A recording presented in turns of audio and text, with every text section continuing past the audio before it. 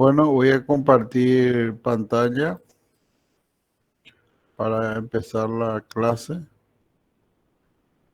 Me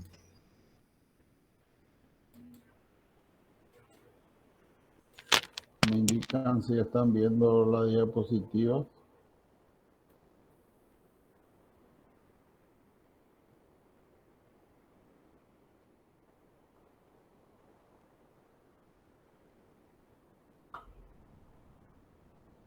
Por favor, si me pueden decir si están viendo.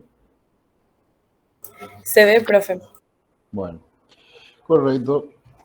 En la clase pasada hemos hablado un poco de los varios conceptos de lo que son las carreteras. Entre ellos hemos dicho que es una red vial. Finalmente, la red vial es un conjunto sistemático de caminos o carreteras que posibilitan la movilidad y la accesibilidad del tránsito en una región determinada. O sea, cuando hablamos de red vial o malla vial, nos referimos siempre a una región. Puede ser la red vial nacional del Paraguay, sería una de ellas. Y esta representa, ¿qué representa? Este es el sistema de infraestructura de caminos que existen en el país. En este conjunto de infraestructuras viales se tienen carreteras o caminos de distintas características, pero también con funciones distintas. Es por ello que es necesario para su análisis, estudio y planificación agruparlo por algún parámetro o característica común. De ahí es que surge la denominada clasificación de carreteras. Y tenemos varios tipos de carreteras. No sé si alguien me quiere preguntar algo, porque parece que abrieron el micrófono.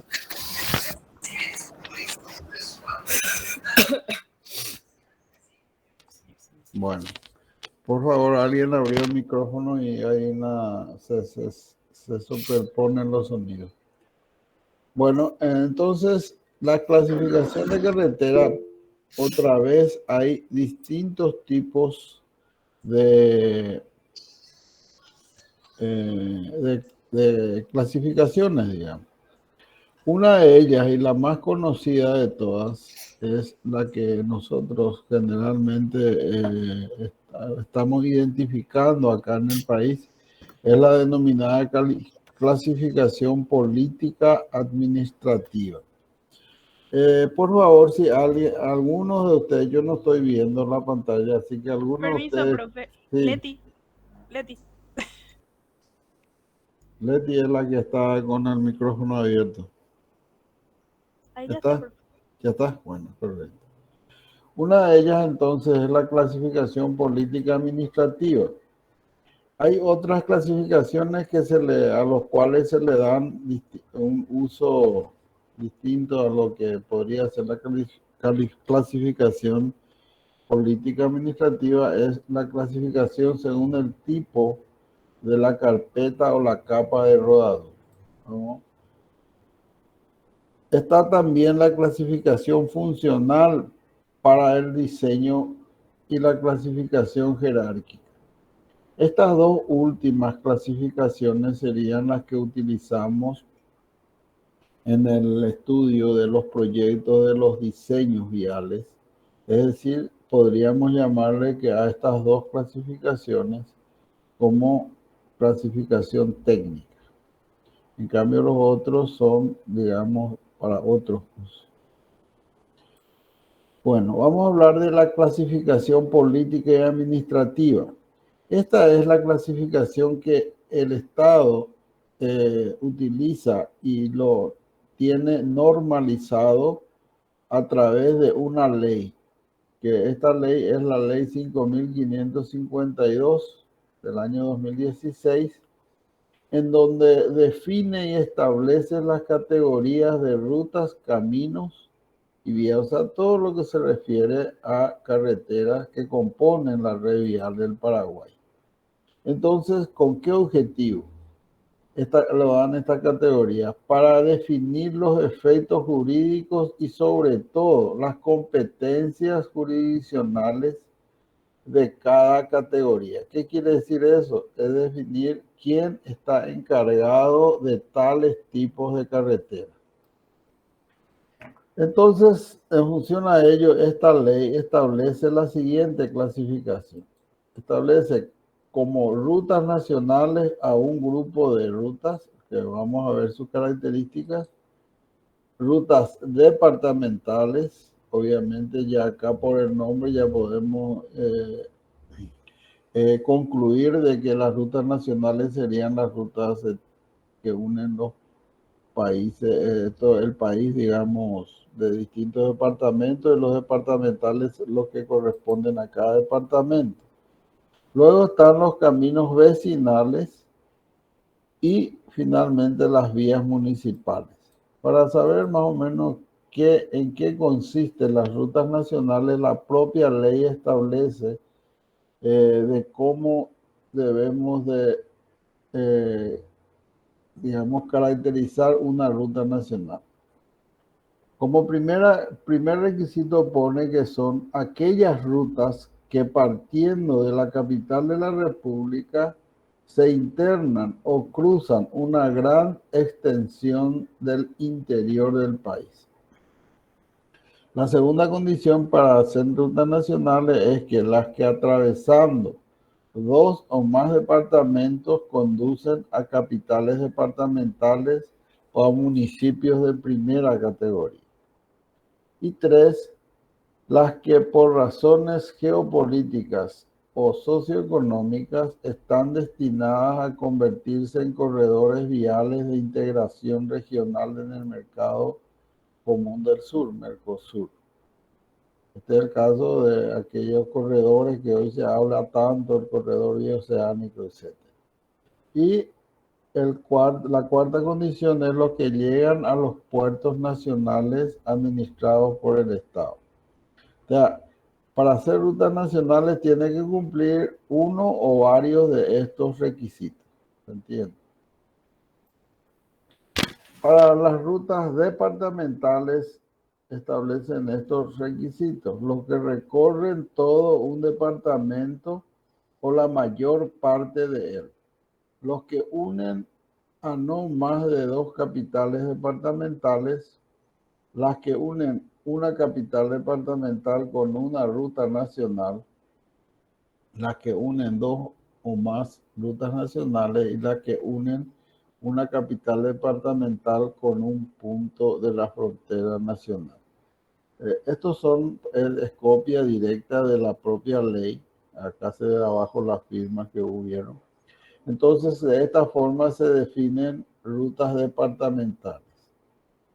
En cambio, los caminos vecinales son los que dentro de un distrito ligan o unen el centro de la ciudad con sus compañías, barrios o parajes, y los que enlazan dos caminos departamentales. Puede ser también dos caminos, no precisamente el centro de la ciudad, sino también dos caminos departamentales. Y las vías municipales son las que se encuentran comprendidas en el ejido urbano, salvo fracciones de rutas nacionales departamentales que atraviesan dicho eje, que no son vías municipales, sino son jurisdicción del Ministerio de Obras Públicas. Entonces, un poco estas son las definiciones de los 4 tipos de clasificación que tienen las carreteras legalmente por esta ley 5.552, que define solamente las competencias de los órganos que están a cargo de ello.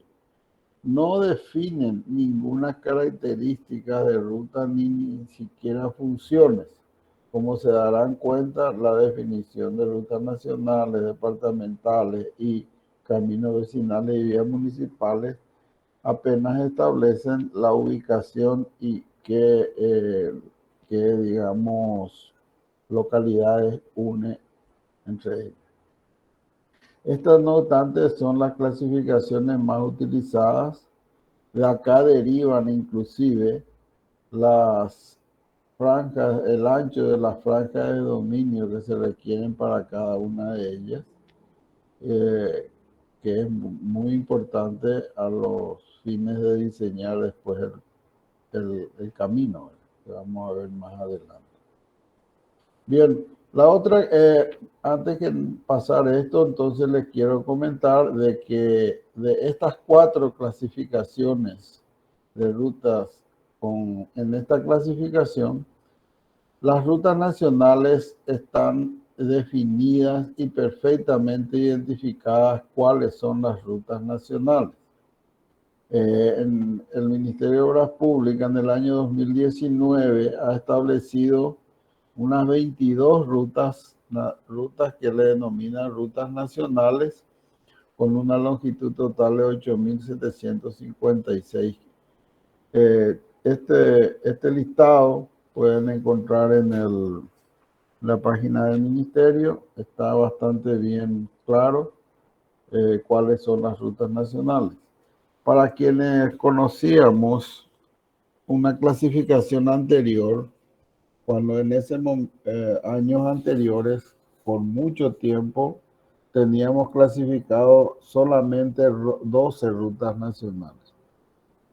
Con esta nueva ley, porque esta es una ley nueva, se pasó entonces a partir de 2019 a tener 22 rutas nacionales y varios de ellos cambiaron de número.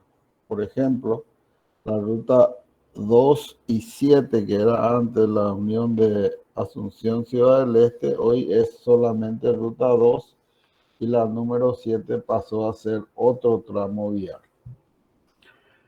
Bueno, y también en el año 2020 el Ministerio de Obras Públicas estableció las rutas departamentales. Ese sí, hay una cantidad mucho más alta, mucho más, mayor cantidad, pero yo no puse en esta diapositiva, pero también pueden obtener en la página web del Ministerio. Este es el listado de las 22 rutas nacionales que tiene el código de PY y el número de la ruta. Acá está el inicio y el fin, es el del tramo vial. La ruta 1 siempre es el PI01.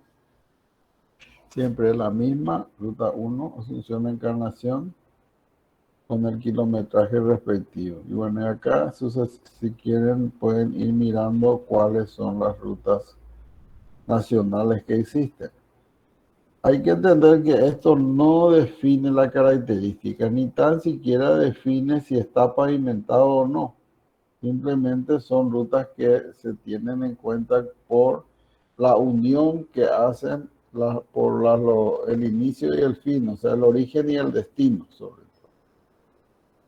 Bueno, la otra clasificación es cuando nosotros agrupamos las carreteras según el tipo de carpeta de rodadura. En ese sentido, obviamente están las rutas pavimentadas, que son las más difundidas. En el país tenemos un tipo que algunos le llaman también pavimento, que serían las empedradas, y las enripiadas, que es un material bastante bueno, que tiene mucha durabilidad. También existen esos tipos de carreteras, y finalmente las carreteras simplemente las que son de tierra. Obviamente esta clasificación se hace para entender un poco de que son carreteras que pueden utilizarse o no durante todo el año. ¿Qué quiere decir eso? Independientemente de las condiciones climáticas. Porque los caminos de tierra son las que más están afectados a las condiciones climáticas, por lo tanto no son caminos de uso de todo tiempo. En cambio, las pavimentadas, inclusive las empedradas y en parte las enripiadas, sí son caminos de uso de todo tiempo, que es un poco el parámetro por el cual se mide la movilidad dentro de un país. de que sean de uso de todo tiempo. Por lo tanto, cuanto más carreteras pavimentadas tenemos, estamos mejorando la movilidad dentro del territorio nacional. Esta clasificación es, digamos, utilizada a fin de saber el estado de avance en el mejoramiento de las infraestructuras viales. En ese sentido, periódicamente se difunde o publican cantidades de carreteras pavimentadas. Este es un cuadro que se hizo del 2020, le llamamos inventario del 2020, en el cual se tienen, para hacer más rápido, la cantidad total de pavimentadas en kilómetros es de 8.429, eso es el año pasado, hoy ya varió bastante, y de no pavimentadas son 66.691 kilómetros. Entonces tenemos 11,20% de caminos pavimentados y 88,8% de caminos de tierra. Y este un poco es la característica que refleja de alguna manera el déficit de la infraestructura vial en el país, porque se nos mide o se evalúa en función a las carreteras pavimentadas. El porcentaje es pequeño, estamos en desventaja en la región, somos los que tenemos menores niveles de pavimentación en general. Pero esto en los últimos años estamos mejorando bastante debido a la gran inversión que se está realizando hoy en día en las infraestructuras viales. Estamos cada vez batiendo más récord de pavimentaciones con respecto a años anteriores, y eso es importante. Implica también que existen una gran cantidad de proyectos viales en ejecución, y eso tiene que ver también con el desarrollo económico y la ocupación de mano de obra, y mismo ocupación de profesionales también.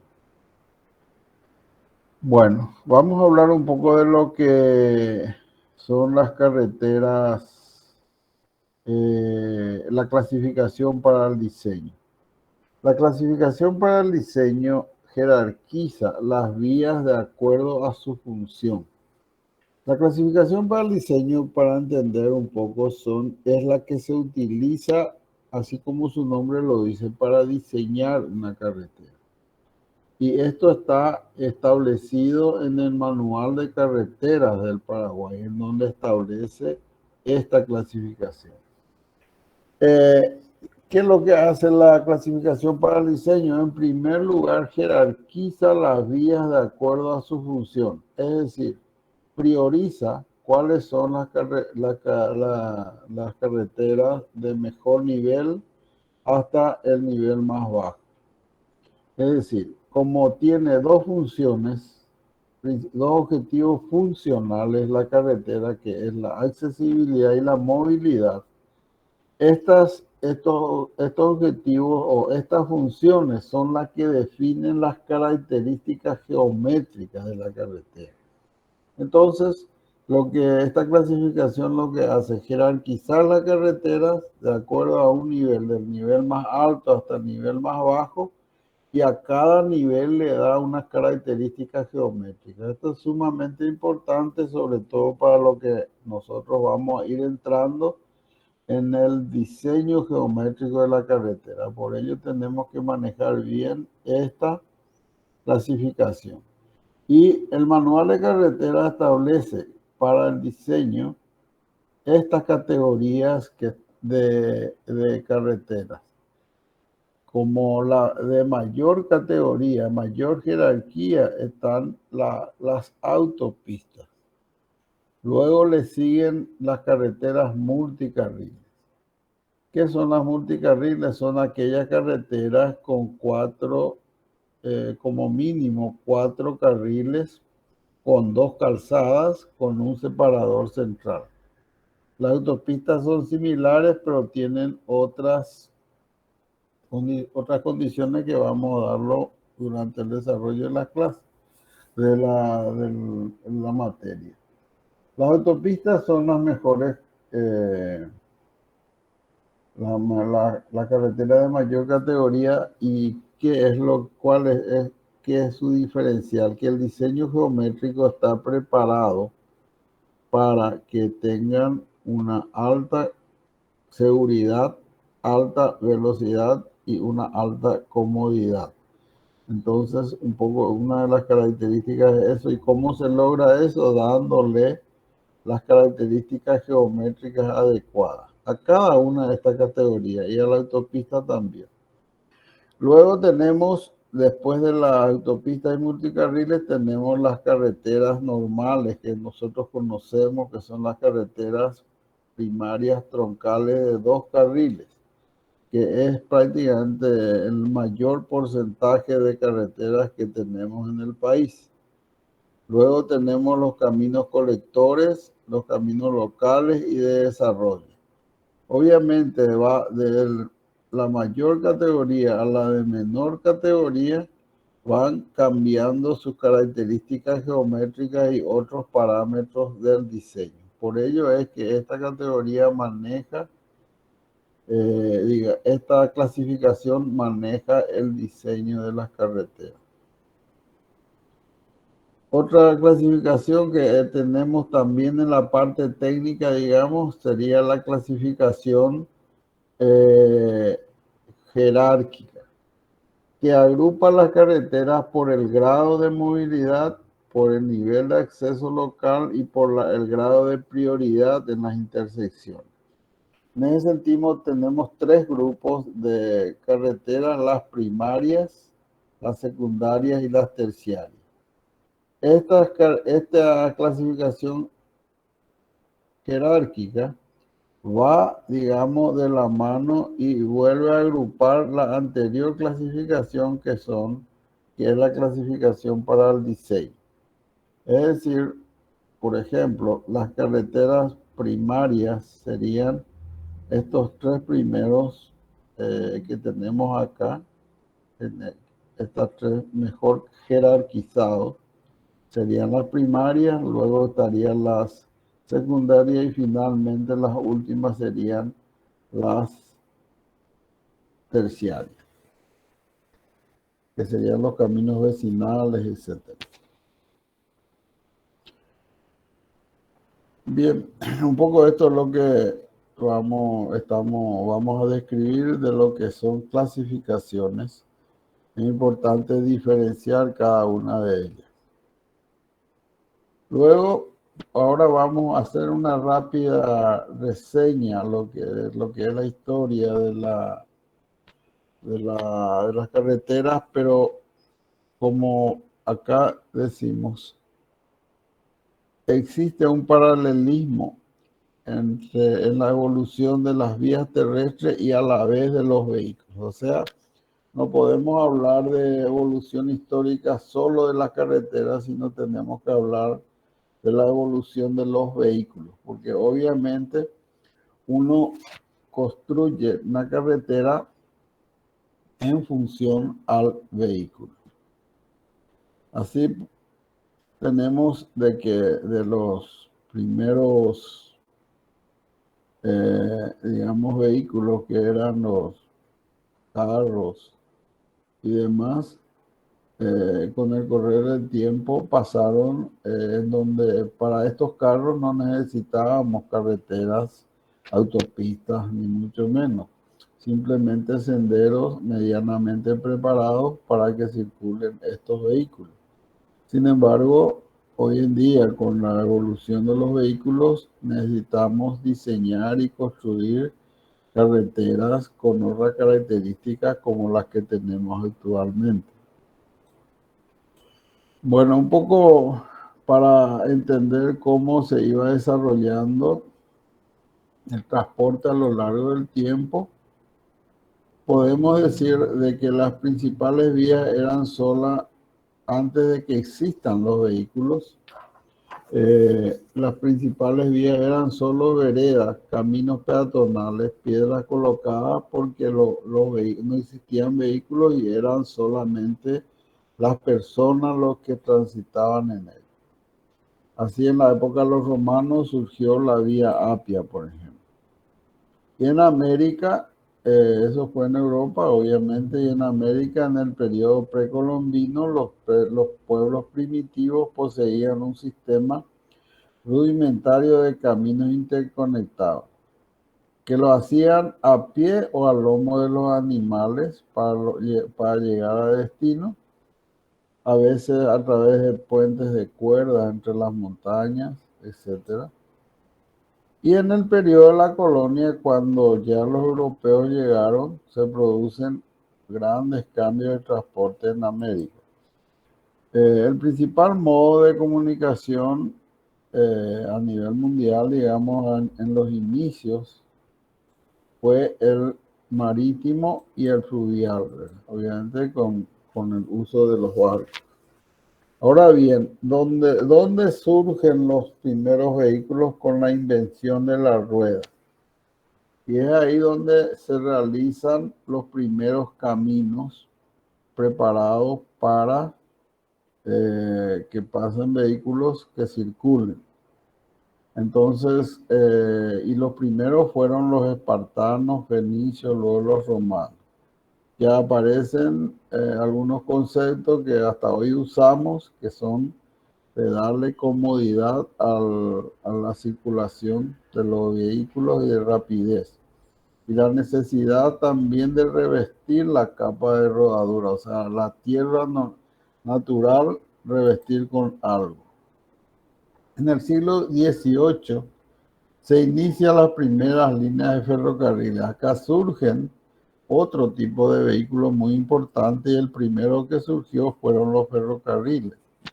Este modo de transporte tuvo su reinado durante todo el siglo XIX. Inclusive hoy después vino una decadencia de este sistema de transporte, pero hoy en día volvió a surgir con la implantación de los servicios de ferrocarriles de alta velocidad, que ha recuperado su incidencia en el transporte terrestre. En cuanto al automóvil, el automóvil ha aparecido a fines del siglo XIX, los primeros años del siglo XX. Entonces, ha obligado a que se construyan los primeros caminos para transitar los vehículos o el automóvil. A partir de allí ya se inicia una evolución permanente y bastante más rápida, originándose un proceso de grandes transformaciones en el trazado y en la construcción de las carreteras. Prácticamente podemos decir que en el siglo XX se ha desarrollado la red vial mundial y llegó a tener la forma que hasta hoy tiene. Entonces se realizan grandes inversiones para conseguir vías básicas de gran capacidad, autopistas y carreteras que permiten el desplazamiento de un gran número de vehículos y personas y mercaderías con alto grado de desarrollo automotor. Desde la aparición del automóvil ha empezado una evolución bastante rápida del vehículo, lo que ha ocasionado también que paralelamente se vayan desarrollando las infraestructuras viales necesarias para soportar la circulación del vehículo, que cada vez tecnológicamente va avanzando más. No es lo mismo que se tenga un vehículo lento y hoy con las avanzadas de la tecnología se tienen vehículos muy rápidos.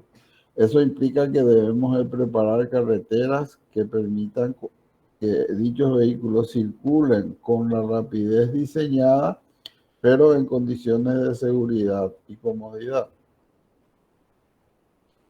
Bueno, siguiendo con la reseña histórica, en Paraguay, ¿qué ocurría en Paraguay? En Paraguay, en 1906 se tuvo la llegada del primer automóvil, porque obviamente acá no se produce hasta hoy.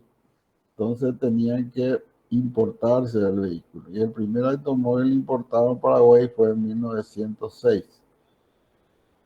Bueno, y a partir de ahí se iban trayendo a poco. En 1914 se tuvo algunos vehículos que ya viajaban al interior. En 1924 ya realizan el primer rally. Y era la época que aún la infraestructura vial en el Paraguay era muy primaria. Por ejemplo, la ruta 1 que hoy llegaba apenas a Paraguarí y inclusive a través del tren, ¿verdad? Inclusive era todavía utilizado caminos con carretas tiradas por bueyes, etc. Entonces el vehículo todavía aún no teníamos desarrollado y ya estábamos en la mitad del siglo XX. Bueno, y a partir de ahí fue creciendo y estamos teniendo lo que tenemos hoy, el parque automotor.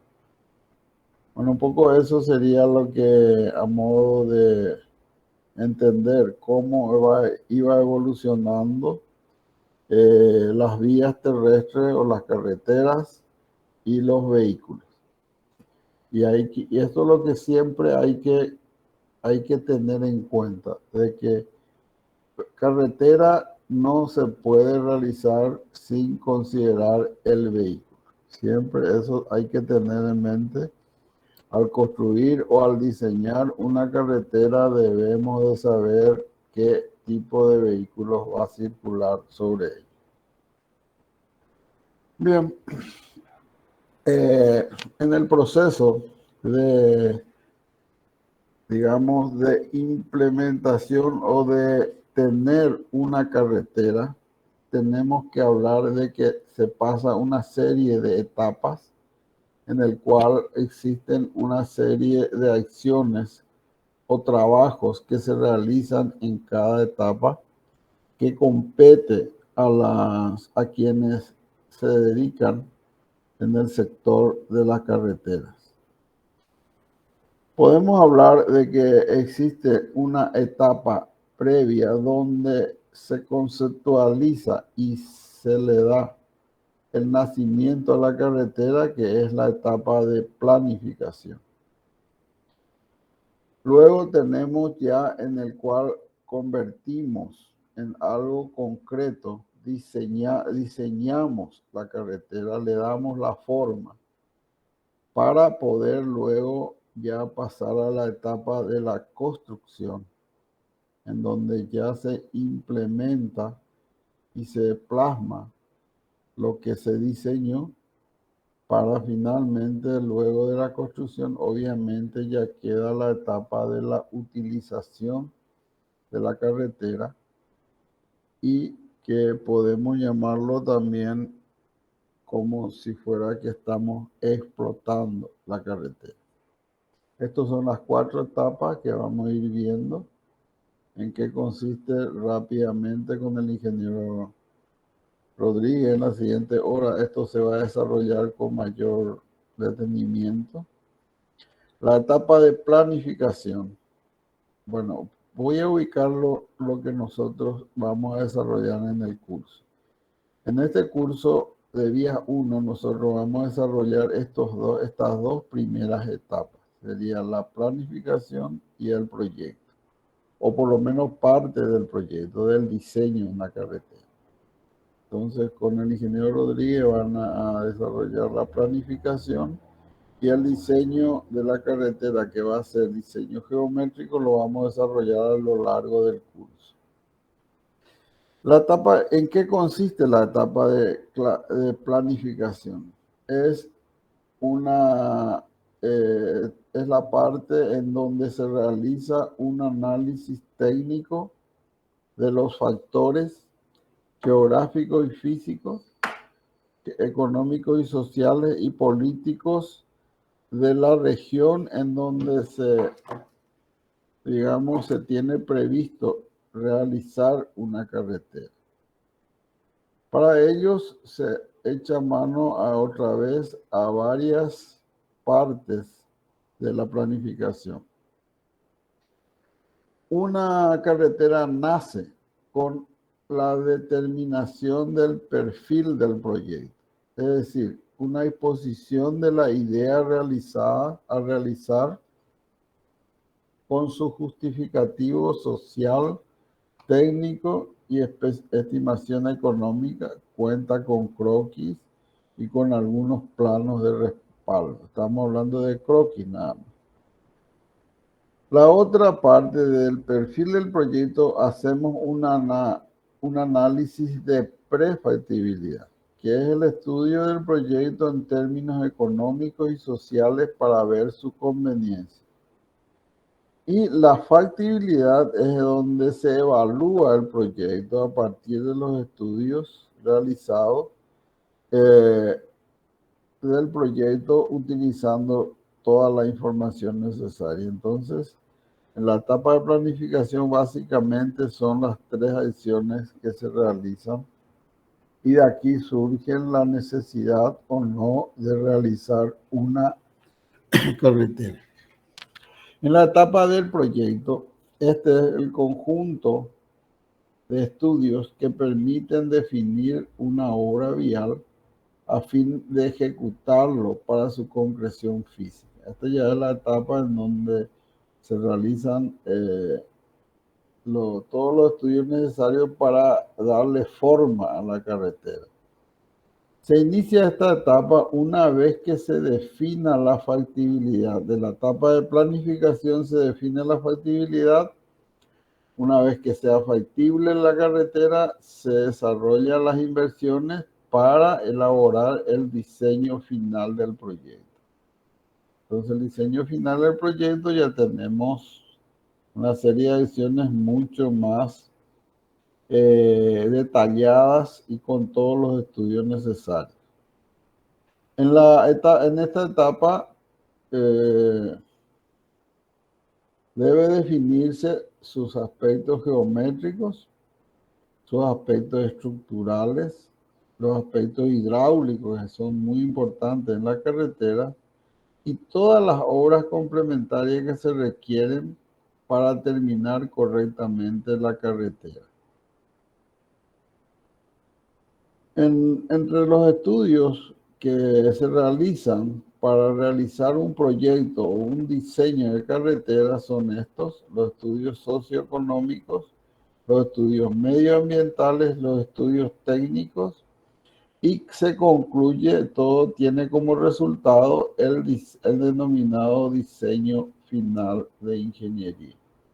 Acá rápidamente le doy el detalle de cuáles son los estudios socioeconómicos, cuáles son los estudios ambientales, los estudios técnicos, que generalmente es donde más se insiste y que nosotros vamos a ir mirando a lo largo de las tres cátedras de vías, son el estudio de tránsito, el estudio geológico y geotécnico, el estudio hidrológico y el diseño hidráulico. Son los estudios técnicos para poder diseñar. Acá de nuevo está listado en qué consisten los estudios de tránsito. Por ejemplo, para diseñar una carretera tenemos que hacer los estudios de tránsito, que consiste en un estudio del comportamiento del transporte de toda la zona. Se debe realizar un conteo de tránsito de los tramos adyacentes y proyectarlo. Se debe, en función al tránsito, darle una categoría al tipo de la vía. Se tiene que, con el estudio de tránsito, establecer lo que sería el vehículo de proyecto. Eso vamos a verlo después. Se determina el volumen o la cantidad de vehículos que va a transitar. acá hay un término unas siglas que significa tránsito medio diario anual. Vamos a estudiarlo en qué consiste, pero tiene que ver con la cantidad de vehículos que va a tener el diseño, y otros ejes equivalentes ya son un poco más técnicos para los fines del diseño del pavimento. El estudio de tránsito es fundamental para hacer el diseño de una carretera. Así también los estudios geológicos y geotécnicos, los estudios hidrológicos e hidráulicos.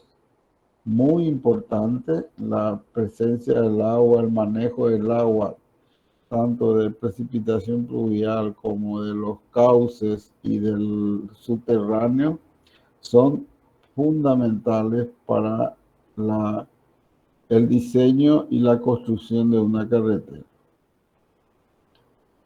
Y finalmente, en la etapa del proyecto se tiene el diseño final de ingeniería, que consiste en presentar el diseño geométrico, que es el tema de nuestra cátedra de vías 1, el diseño del pavimento, que es de vías 2, diseño hidráulico también en parte es de vías 1, y diseño de las estructuras se refiere al diseño de los puentes, alcantarillas y demás que tienen la carretera.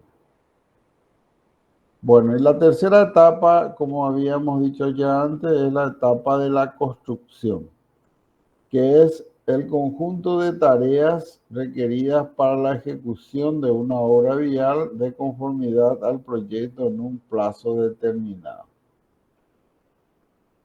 La etapa de la construcción implica una serie de acciones, porque la construcción de una carretera es bastante más compleja que cualquier otra obra de ingeniería. Implica planificar la construcción de la obra. Durante la ejecución de la obra, tener una serie de acciones que implican desde el manejo de materiales, de equipos y de recursos humanos, de mano de obra. La combinación de todos esos recursos implica la ejecución de la obra, que todo tiene que estar bajo una dirección técnica. La dirección técnica tiene que ser un ingeniero experimentado, pero no es solo un ingeniero, es la cabeza del ingeniero, pero es un equipo de ingenieros generalmente lo que manejan la obra por la complejidad y el volumen de obra que generalmente requiere la construcción de una carretera.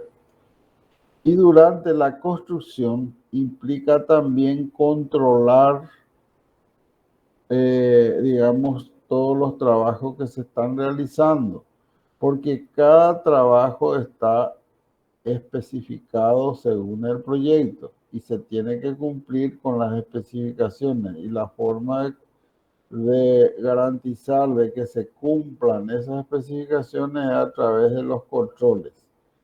Se tiene que controlar el manejo de los suelos y materiales en general. La topografía es a fin de garantizar las medidas y garantizar las características geométricas que tiene la carretera, y también los controles estructurales, tanto del pavimento y de las obras de arte, como ser los puentes y alcantarillas. Un poco sería eso las actividades dentro de la construcción. Finalmente, la cuarta etapa es la del uso. El uso se basa en garantizar de que la carretera cumpla con sus objetivos y sus funciones como fue diseñado a lo largo de su vida útil. Para ello, es fundamental que durante esa etapa de uso, de vida útil, se realizan las tareas de mantenimiento para que se mantenga el nivel de servicio con el cual fue ideado. Entonces, la definición de tareas el mantenimiento implica definir cuáles son las tareas que hay que realizar en forma rutinaria o en forma periódica. Y si hay necesidad, pasar a hacer rehabilitaciones si hubieran deterioros importantes. Entonces, el mantenimiento es una de las actividades que como ingenieros nosotros debemos de manejar durante la etapa de la vida útil de una carretera. ¿Cómo se realiza este mantenimiento? A través de una tecnología cada vez más hoy que van avanzando dentro digamos, del sector vial o del uso de las carreteras, que se denomina gestión vial. Esta gestión vial implica la determinación de planes de mantenimiento, de análisis presupuestarios para el mantenimiento y el análisis del tránsito y diseño e implementación de mejoras. Poco estas son las acciones que uno debe de tener en la etapa del uso o explotación. Es decir, durante las 4 etapas de la carretera, podemos nosotros de alguna forma tener que vamos a aplicar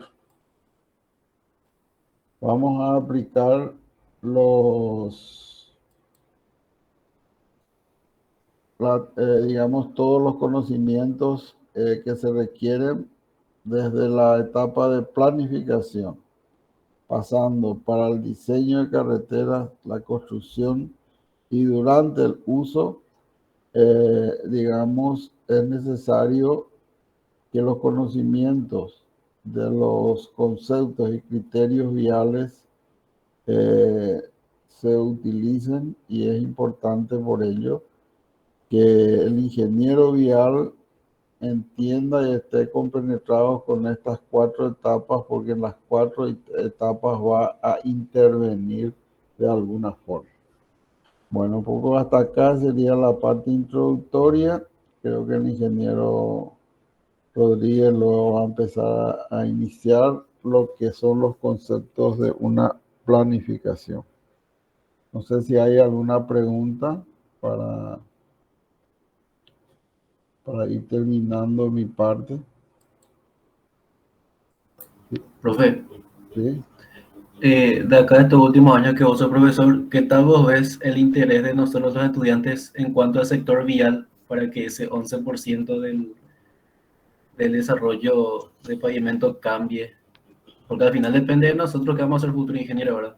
Así mismo. Sí, bueno, el interés, vemos así como va creciendo la cantidad de estudiantes en cada semestre, porque cada año. También estamos notando que hay mayor interés hacia el sector vial. ¿Cómo podemos detectar ese interés? Resulta que ustedes saben de que la carrera de ingeniería civil tiene 3 intensificaciones, ¿verdad? Que son la de transporte o vial, la de saneamiento y la de estructura. Obviamente, cuando tenemos muchos interesados o se matriculan muchos interesados en esa intensificación o en esas optativas, vemos que el interés está creciendo. Y efectivamente va creciendo a lo largo de estos años, ha mejorado muchísimo. Les cuento que allá por el 2010 eran poquísimos los alumnos que tomaban la intensificación vial, y hoy en día estamos ya duplicando o triplicando esas cantidades. Bueno, eso te puedo decir en cuanto a lo que podría ser interés. De cualquier forma, por más que esta intensificación no descarte la posibilidad de que el estudiante o el futuro ingeniero se dedique a los otros sectores, porque como yo les dije en la clase pasada, La ingeniería civil es bastante genérico todavía en nuestro país, no está muy dividido. O sea, el ingeniero civil puede dedicarse a cualquiera de los sectores que hablamos en la intensificación. Entonces, lo que marca el interés un poco sería la demanda que se va a tener posteriormente cuando ustedes terminen la carrera, en qué sector hay más demanda. Y le podemos decir que lejos, hoy en día, por el volumen de inversiones en carreteras, lejos la demanda es más en el sector vial hoy día, ¿verdad? A pesar de que hay un importante crecimiento también en el desarrollo de proyectos civiles, de edificios y demás. Pero, digamos, la demanda es bastante alta. No sé si respondí a tu pregunta.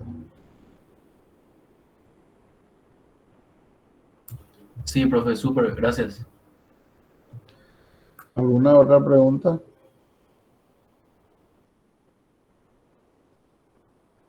Bueno, entonces, Profe, sí, adelante. escucha, tengo nomás una consulta. ¿Viste que el donde era el Ruta 1 que antes pasaba por el cementerio de San Lorenzo y eso ahora se cambió el nombre a Ruta Departamental número 27? Sí, Ahora el Ruta 1 pasa por donde es Acceso Sur.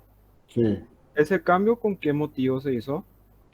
No, y es la nueva clasificación que vino con la ley esta que le estaba diciendo, y el Ministerio de Obras Públicas fue el encargado de seleccionar las rutas nacionales con los criterios que están en la propia ley, como ustedes vieron, cuáles son las condiciones.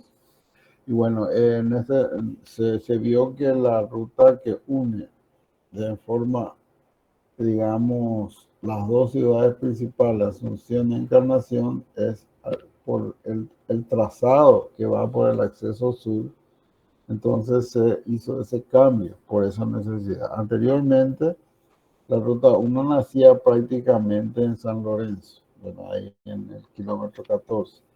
Pero creo que con muy buen criterio se cambió y se cambió el trazado nada más de la ruta 1 en esa parte.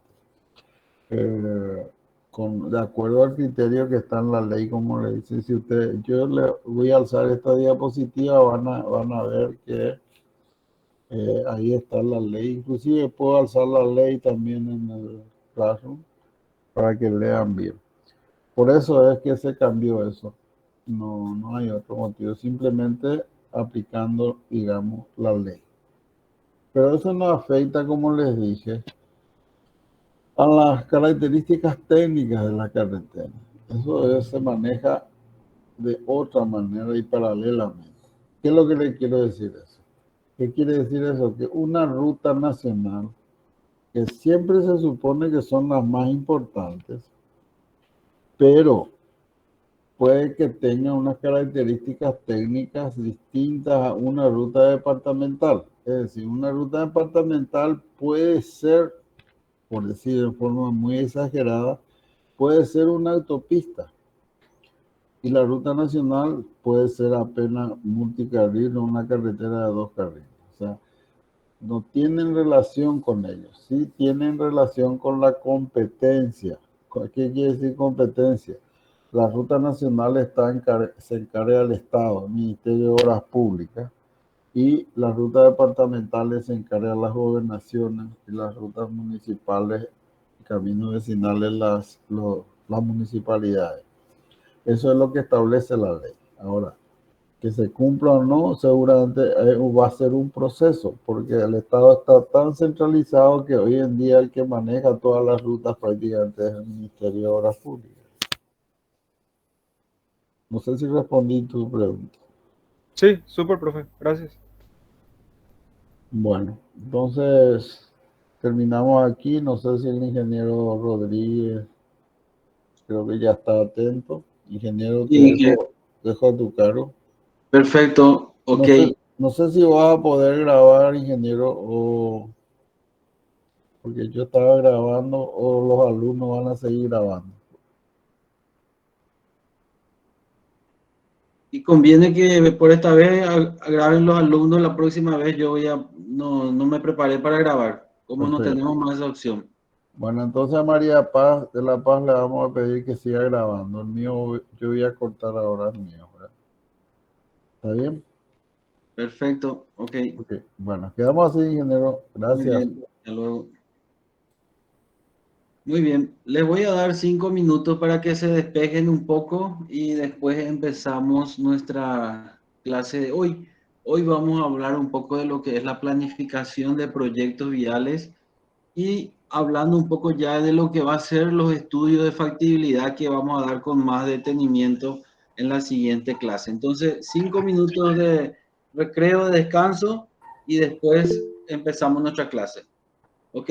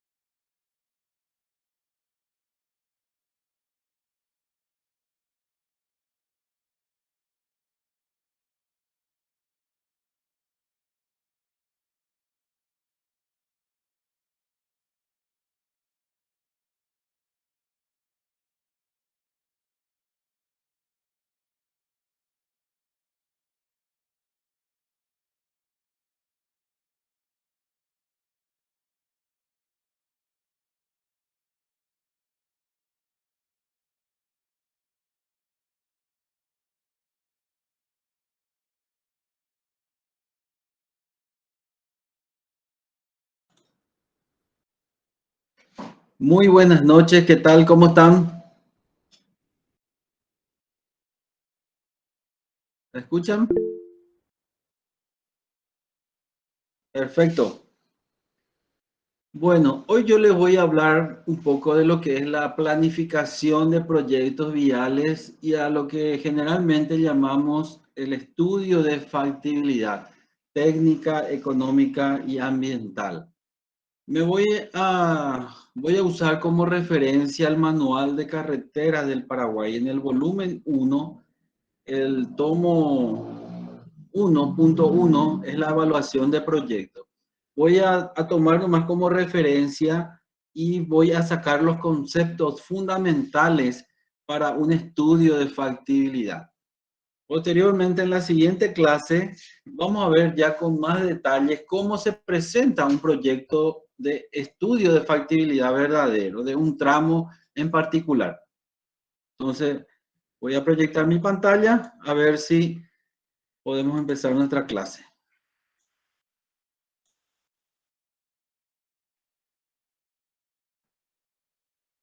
Muy bien, teniendo entonces como base el manual de carreteras del Paraguay, si bien en el año 2019 tuvimos una revisión y fueron adecuándose algunas cosas, el concepto de lo que es los estudios de factibilidad son los mismos de la primera versión.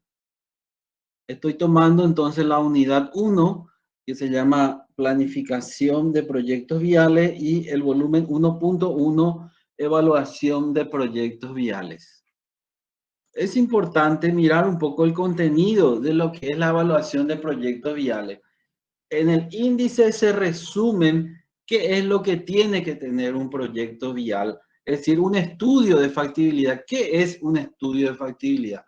Un estudio de factibilidad es la conjunción de estudios técnicos, económicos, sociales, ambientales que determinan la rentabilidad de un proyecto. A través de un conjunto de estos estudios se puede concluir que el proyecto es rentable y cuál es la mejor alternativa, tanto de trazado como alternativas de construcción o tecnológicas.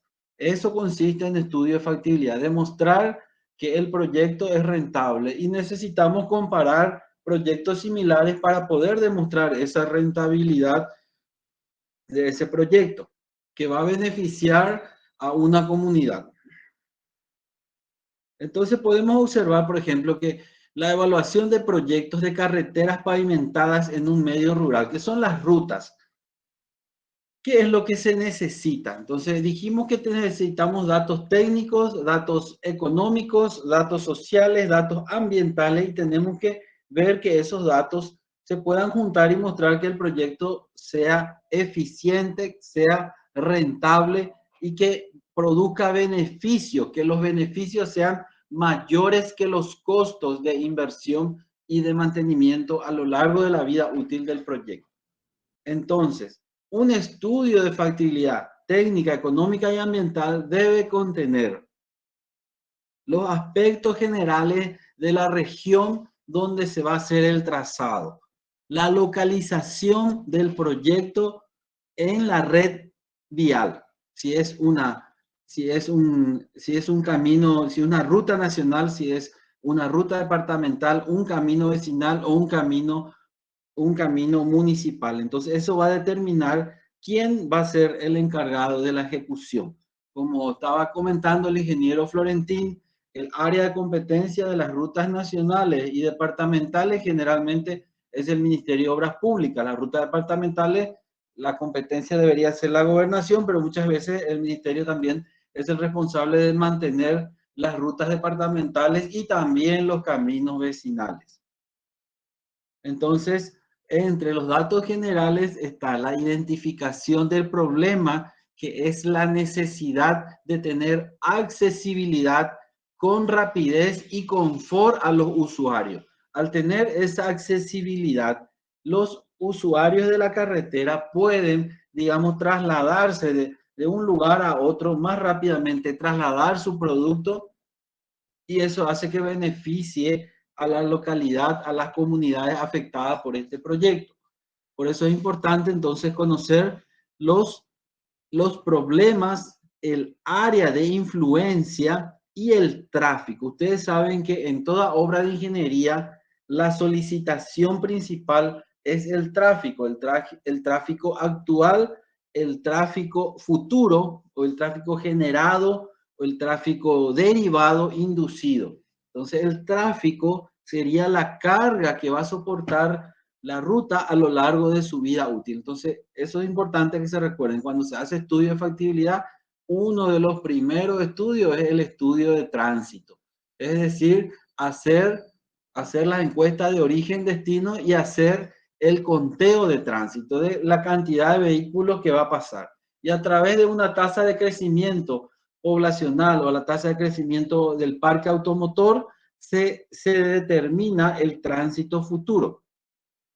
Entonces, eso es uno de los datos importantes que se debe tener en cuenta para el estudio de factibilidad. La localización, la identificación del problema, el área de influencia y el tráfico. Y toda información disponible. ¿Qué significa? ¿Existe ya algún proyecto parecido encarado por el Ministerio de Obras Públicas, por la Gobernación? De un camino vecinal vamos a pasar a una ruta departamental, o de un camino de tierra vamos a pasar a un empedrado, o de un empedrado vamos a pasar a una carpeta asfáltica. Entonces, toda la información disponible sobre el tramo vial en estudio. Otra de las cuestiones importantes son los diseños de la alternativa. Para hacer una evaluación de un proyecto es importante analizar todas las alternativas de trazado. Si cuando yo hago un proyecto de una región o de un punto A a un punto B, probablemente convenga que pase por un punto C y D, que son localidades intermedias que también se van a ver beneficiadas. Entonces, las alternativas de trazado implican entonces varios tipos de recorrido o de trazado que va a tener el proyecto, que tiene una distancia, otra distancia, tiene otras propiedades, digamos, tiene otras poblaciones intermedias afectadas. Entonces, esos son alternativas de trazado. También tiene que haber alternativas de construcción. Es decir, podemos plantear las tres, o generalmente como mínimo tenemos que tener 3 alternativas de trazado. En esas 3 alternativas de trazado podemos plantear, de acuerdo al tránsito, hacer un mejoramiento del camino con un pavimento tipo empedrado, o plantear un pavimento tipo asfáltico, o plantear un pavimento tipo rígido. Esas 3 alternativas deben ser analizadas desde el punto de vista técnico, de los costos, la parte ambiental, y sacar entonces cuál es ese análisis, me va a determinar cuál es la alternativa mejor entre los 3. Entonces, eso es otro de los puntos fundamentales para un proyecto o un diseño de factibilidad. Las alternativas de trazado y las alternativas tecnológicas. Posteriormente, a cada una de estas alternativas debemos hacer la evaluación de costo, cuánto va a salir cada una de las alternativas, y también está la evaluación de los costos ambientales. Toda obra de ingeniería de gran envergadura requiere hacer un estudio de impacto ambiental. Ese estudio de impacto ambiental que se hace en la etapa de factibilidad debe ser verificado y aprobado por el MADES. El Ministerio del Ambiente y Desarrollo Sostenible debe entonces aprobar el estudio de factibilidad. Dentro del estudio de factibilidad están las obras de mitigación para poder disminuir los impactos negativos que causa la construcción de una ruta, ya sea en el ambiente en general, en el suelo, en los cauces de agua, en la vegetación, en la fauna y en los seres humanos. Entonces, a ese estudio de factibilidad, entonces se le agrega lo que se llama el plan de gestión ambiental, donde están los programas para poder mitigar esos aspectos. Por ejemplo, hay un programa de monitoreo hidrológico que consiste en medir la calidad del agua durante la construcción y posterior a ella. También cuando una obra vial pasa en las inmediaciones o en la cercanía de asentamientos indígenas, generalmente se incluye un plan de acción social a esa comunidad indígena. El plan de acción de comunidades indígenas, entonces, implica hacer, digamos, un levantamiento de las necesidades y de la forma de que, sin afectar su idiosincrasia, su forma de vivir, pueda ayudarle, a través del proyecto, ayudarle a que esa comunidad pueda desarrollarse en su ambiente y pueda, digamos, influir positivamente la ruta para esa comunidad. Entonces, eso se llama el plan de gestión ambiental, que también tienen sus costos. Actualmente, todas las obras viales también hay un costo, que son los certificados ambientales. 1% del costo de las obras del proyecto, es decir, de la obra de la construcción, se debe destinar a certificados ambientales, que vamos a hablar en qué consiste en otras clases. Entonces, aparte de los costos, tenemos los beneficios. Y para que un proyecto sea rentable, los beneficios deben ser superiores a los costos. Los beneficios a lo largo de la vida útil, restado los costos de inversión y los costos de mantenimiento, entonces debe ser superior los beneficios. Entonces, por eso hay que determinar unos indicadores de evaluación. Entonces, acá tenemos los indicadores de viabilidad social. Esta evaluación, entonces, sale entonces en identificar esos indicadores, y con el análisis de esos indicadores vemos entonces cuál de los proyectos o cuál de la alternativa es más rentable. Entonces, en líneas generales, eso es el esquema de un estudio de factibilidad. ¿Me escucharon hasta ahí? Sí, profe. Bueno, entonces en esta primera parte es Sí, una profe. información de entrada. Sí, le escucho. Profe, Sí, le escucho. suponiendo que tenés todas las herramientas, este estudio previo, ¿cuánto tiempo te lleva? Mínimo 6 meses por el trabajo de campo que hay que hacer. Mínimo 6 meses para hacer bien el trabajo. Porque requiere no solo estudios topográficos, que es la parte de sacar las cotas, sino que también requieren estudios de tránsito, requieren hacer estudios hidrológicos, si bien no con mucha precisión, pero sí se necesita ya conocer todos esos datos de entrada, ¿verdad? Para poder analizar las diferentes alternativas a nivel de anteproyecto. Cuando se defina la alternativa más rentable, se hacen los estudios más específicos sobre la traza seleccionada, pero mínimo 6 meses. Bueno, entonces continuando un poco con el estudio de factibilidad, entonces primero hay una recolección de la información general, después viene un estudio de tránsito o de tráfico, después vimos acá que tenemos las alternativas de trazado y alternativas tecnológicas. Después viene la parte de la información financiera o económica, que es los costos iniciales y los costos de mantenimiento.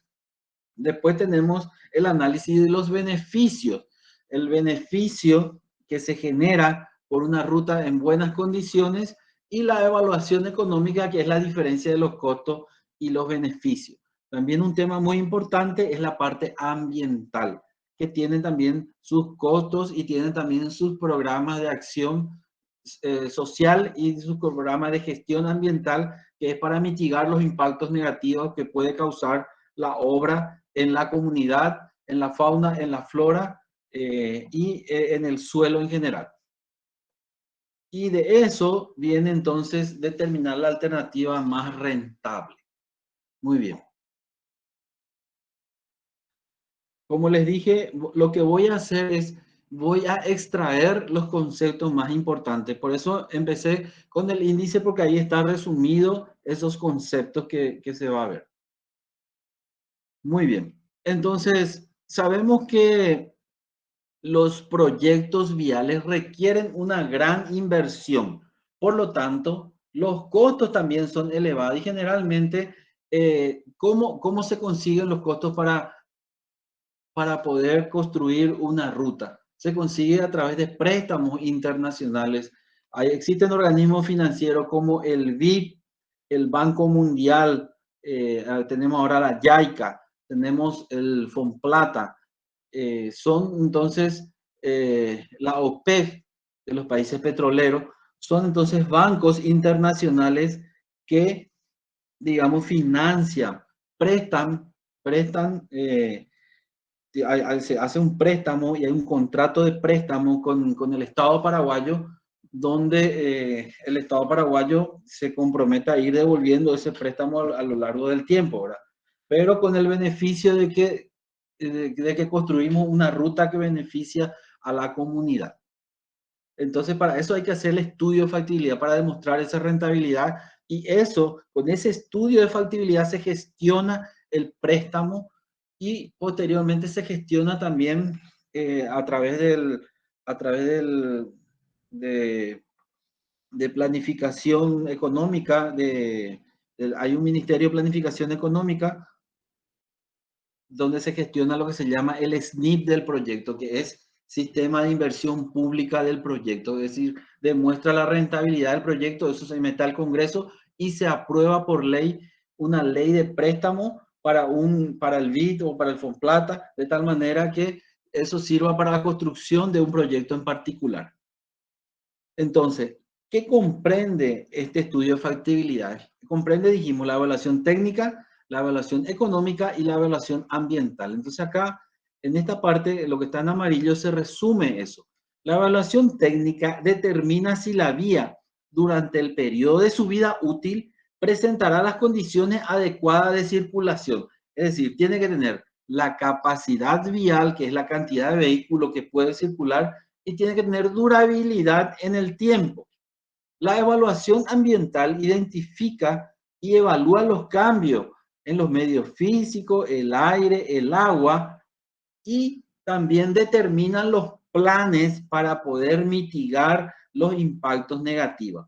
Y la evaluación económica busca determinar si el proyecto vial genera beneficios para la economía del área involucrada. Es decir, los beneficios deben ser mayores que los costos. La evaluación económica y financiera de las diferentes alternativas de trazado y tecnológicas consiste en un análisis de beneficios y costos, que es lo que ya les dije.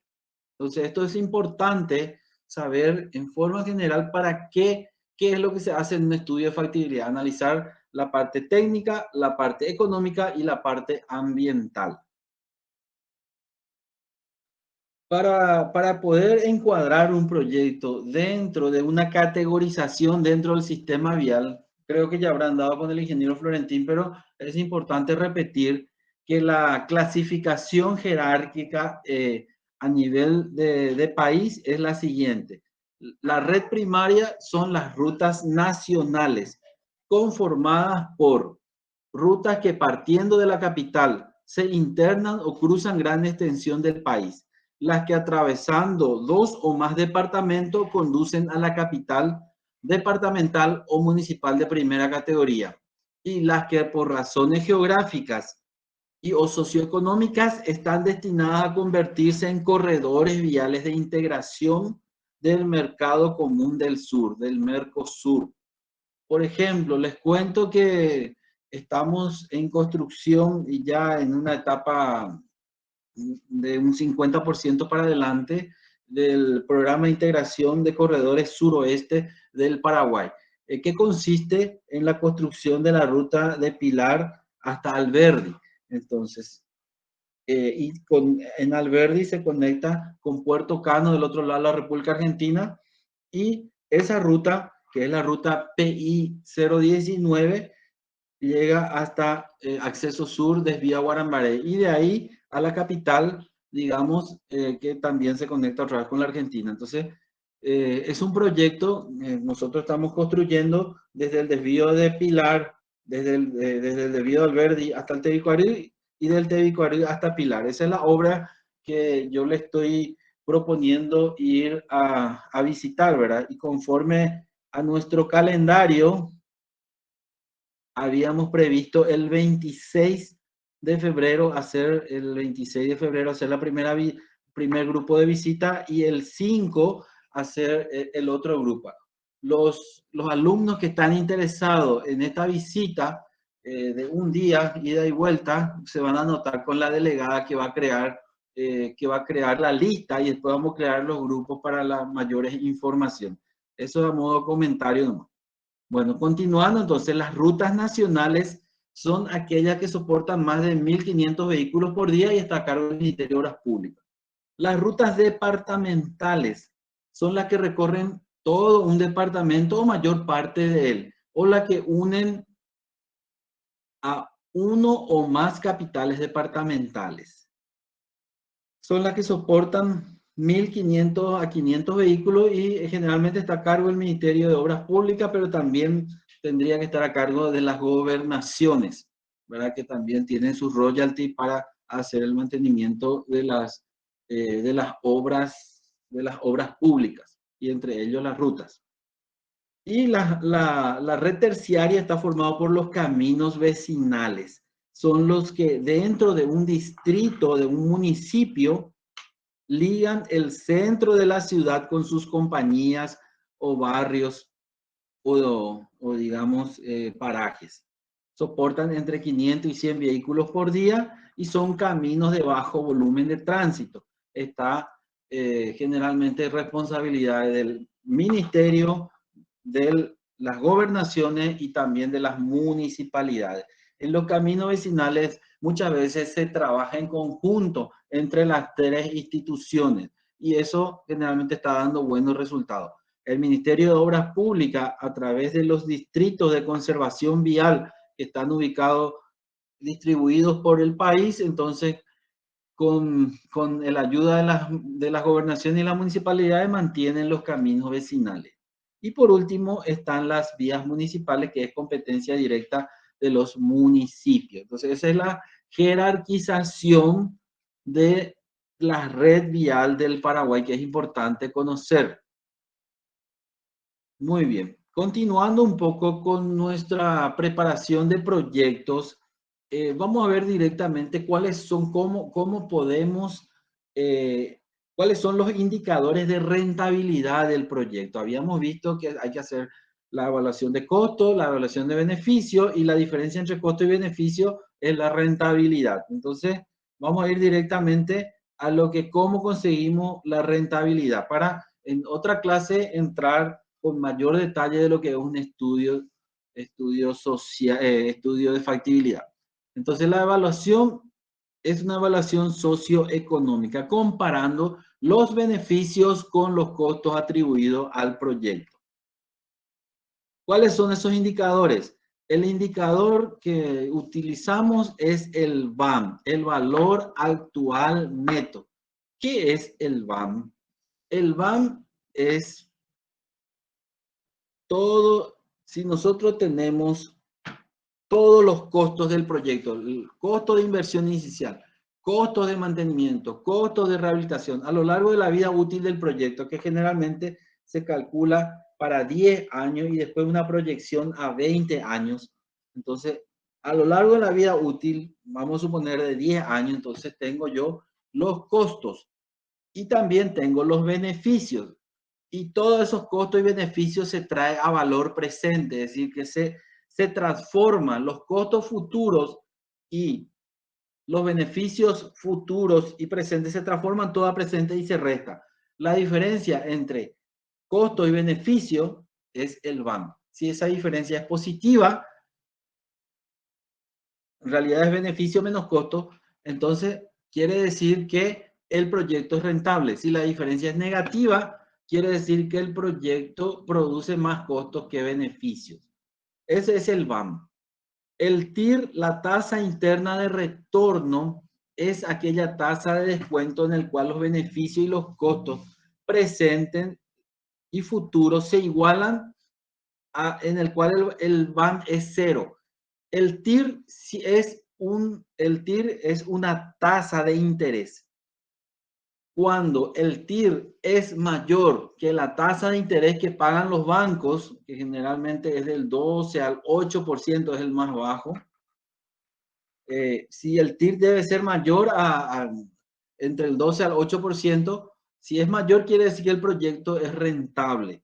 Si es menor, quiere decir que el proyecto no es rentable. Y el último indicador es el beneficio sobre costo. Indicador beneficio sobre costo, ve todos los beneficios y C es todos los costos traídos a presente. Entonces, este es otro indicador. Ahora, ¿qué valores tiene que tener esto para saber si el proyecto es rentable? Vamos a ver acá. Cuando el BAN es mayor que cero, significa que los beneficios son mayores que los costos, el proyecto es rentable, se debe aceptar el proyecto.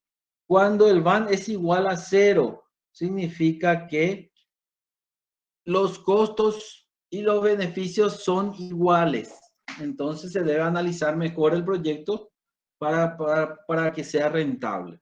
Y cuando el BAN es menor que cero, significa que los costos son mayores que los beneficios. Por lo tanto, esa alternativa se debe ser rechazada porque no produce un beneficio a la comunidad. Generalmente, el tránsito es el que determina los beneficios. Cuando tiene mayor tránsito, tenemos mayores beneficios porque tenemos mayor población afectada, mayores serán los beneficios por los ahorros en los costos operativos de los vehículos y los tiempos de viaje. Entonces, el análisis del BAN es estos tres que está acá. La relación beneficio, cuando el TIR es mayor a la tasa de interés de los bancos, a la tasa de interés anual de los bancos, entonces el proyecto es rentable. Cuando el TIR es menor, no es rentable. La relación beneficio-costo, cuando beneficio-costo mayor a 1, entonces el proyecto es rentable. Cuando la relación beneficio-costo es igual a 1, entonces tenemos que analizar mejor ese proyecto para que sea rentable. Y cuando el beneficio-costo es menor a 1, entonces el proyecto no es rentable, debe ser rechazado. Estos son entonces los indicadores que nos determinan la rentabilidad o son los criterios para tomar las decisiones. ¿Hay alguna consulta hasta ahí? Profe, ¿cómo se calculan estos parámetros?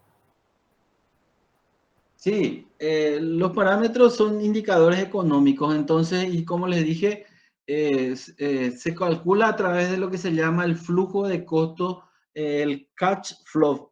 El flujo de costos y beneficios se determina a lo largo de la vida útil del proyecto. Entonces, se hace una tabla donde se va poniendo los costos iniciales en el primer año y después viene, a cada año se le pone un costo de mantenimiento y al año 5, por ejemplo, se le hace un costo de mantenimiento preventivo o mantenimiento de periódico, que es ya una inversión mayor, y al final de la vida útil, por ejemplo, un costo de rehabilitación. Después los beneficios se calcula con el tránsito. ¿Qué es lo que produce una ruta en buenas condiciones? Se llega en menor tiempo. Al llegar en menor tiempo, estamos ahorrando ese tiempo y ese tiempo implica dinero. Hay un valor del tiempo de viaje que se calcula de acuerdo al Producto Interno Bruto, se puede calcular el valor del tiempo de viaje. Ahorro en valor del tiempo de viaje y ahorro en costo operativo de vehículo determinan los beneficios. Y haciendo esa tabla de año por año, la diferencia de esa manera se calcula. Voy a mostrarle en una siguiente clase cómo se calculan esos beneficios en un estudio de factibilidad. ¿Hay otra consulta?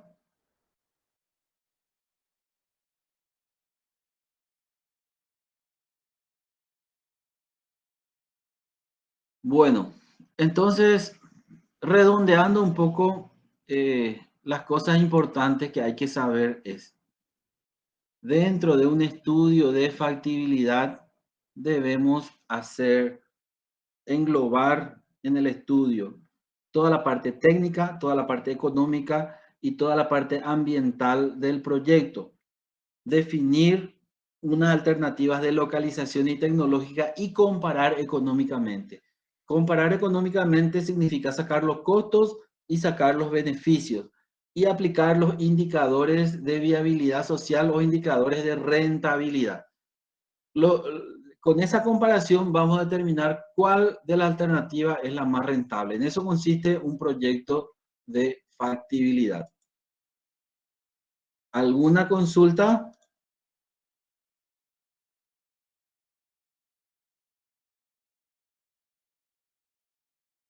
Parece que está todo muy claro. Bueno, sigo insistiendo en que se vayan anotando con la delegada para poder ver el tema de la visita. La visita técnica, como habíamos hablado, es muy importante para conocer un poco la vivencia de lo que es una obra vial y eso nos va a dar otro enfoque de nuestra asignatura, ¿verdad? De esta, no solo de vías de comunicaciones, uno que es la parte de proyectos, sino que también de las otras áreas que vamos a ir dando, que es vías 2, la parte de construcción, y vías 3, ya una intensificación, ya sea de los costos, mantenimiento y otras cosas. Bueno, si es que no tienen otra consulta, vamos a dar por terminada nuestra clase de hoy.